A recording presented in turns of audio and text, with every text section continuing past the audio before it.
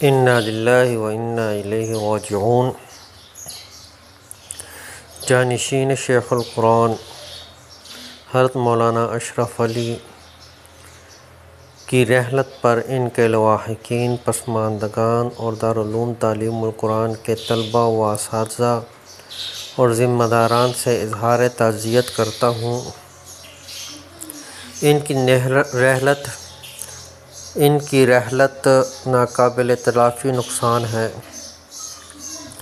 مولانا اشرف علی کی شخصیت میں جو رکھ رکھاؤ اور اجتماعیت سے وابستگی تھی وہ قابل تحسین ہے۔ آپ شیخ القرآن مولانا غلام اللہ خان رحمۃ اللہ علیہ کی روایات کو آگے بڑھاتے ہوئے اپنی زندگی مختلف دینی و اصلاحی تحریکوں کے لیے وقف کیے رکھی